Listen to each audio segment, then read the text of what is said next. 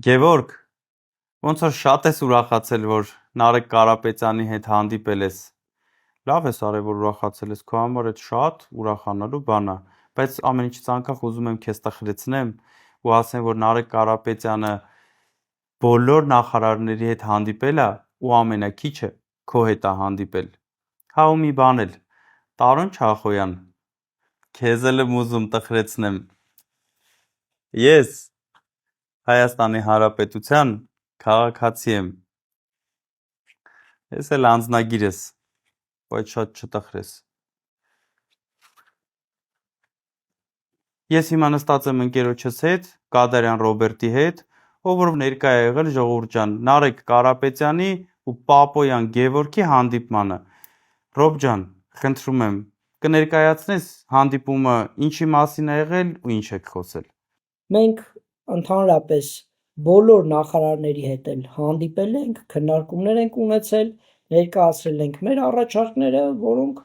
կարելի ասել մեծ իմաստամբ ընդունվել են։ Վահան Քերոբյանի անարդար ազատումից հետո, երբ որ նշանակվեց էկոնոմիկայի նախարար Պապոյան Գևորգը,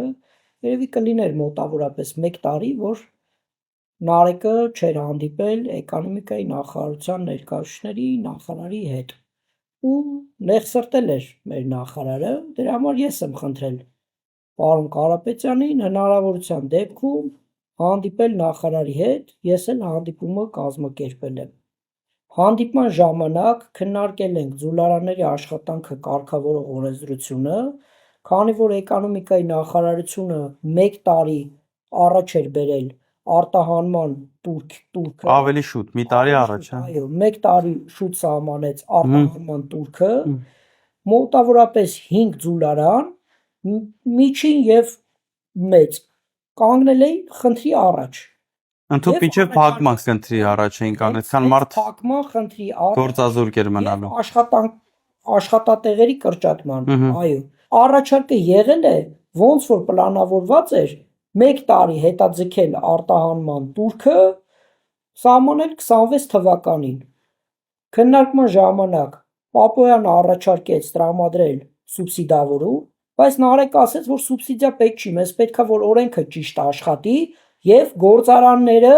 իրենց բնականոն աշխատանքը շարունակեն։ Ռոբ ջան, խոսեցիր սուբսիդավորումից, մի բան ասեմ, էլի։ Ժողովուրդ ջան,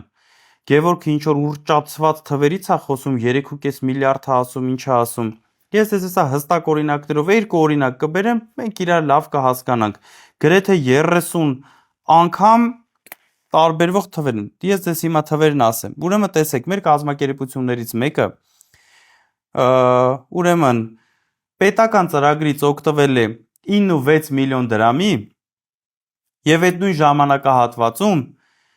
վճարել է հարկ շուրջ 996 միլիոն դրամ։ Երկրորդ օրինակն է բերեմ։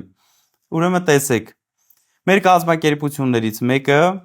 79.5 միլիոն դրամի օգտվել է պետական ծրագրից եւ այդ նույն ժամանակահատվածում 2.9 միլիարդ դրամ հարկ է վճարել։ Գևորգ, հերիքա սուտ խոսած։